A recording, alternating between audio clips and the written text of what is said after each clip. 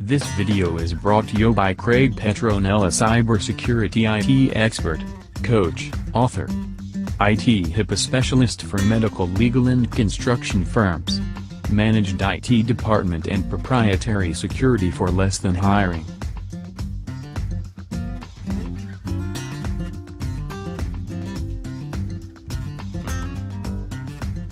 The September 2016 threat report from McAfee Labs had some sobering statistics.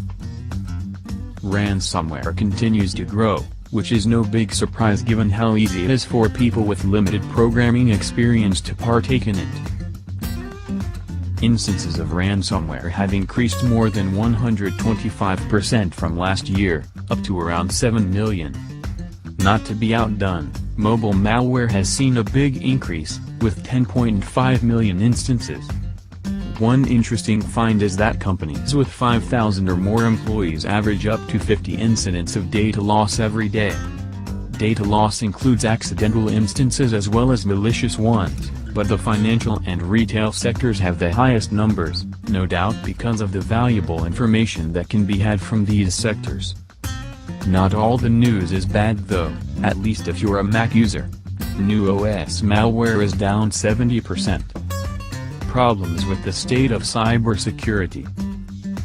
In the war between cybercriminals and cybersecurity, the good guys are losing, and it's not even close. In 2015, over $3 billion was sunk into startups with the aim of battling hackers in one way or another. The European Union is investing $2 billion in cybersecurity. The United States is going to spend a whopping $19 billion. And yet, one recent report said that 90% of businesses in Europe have been cyber-attacked within the past 5 years. Another showed that data breaches increased 15% compared to last year. Cybercrime rose 20% from 2014 to 2015 and another 20% from 2015 to 2016. Instances of ransomware alone has risen over 170% in the first half of this year. It's a rising tide, and the healthcare industry has been a huge casualty. One estimate states that over 80% of health-related businesses and organizations suffered some sort of data breach within the last 12 months. This is obviously a very problematic and complicated epidemic, but there are things that can be done, including a change in approach. The way cybersecurity works now, everyone gets the latest doohickey because that's what you're told you should do. That can help, but stockpiling the latest weapons in the fight against hackers is like quitting cigarettes after you've been diagnosed with lung cancer. It can help, but prevention is better.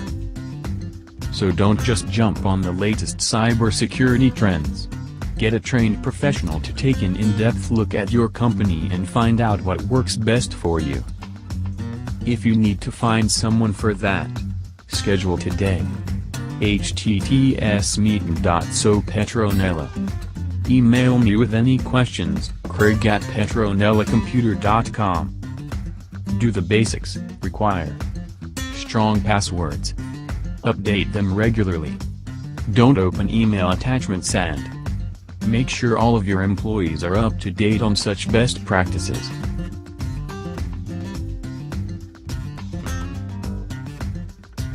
When's the last time you changed your Yahoo password? If you haven't done it since 2012, now is the time to do it.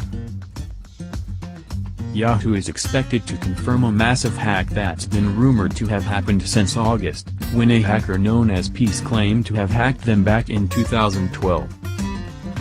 The data includes usernames, passwords, other email addresses and dates of birth of around 200 million Yahoo users.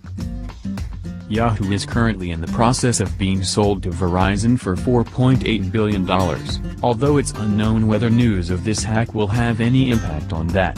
The deal still needs approval from regulators and Yahoo's shareholders.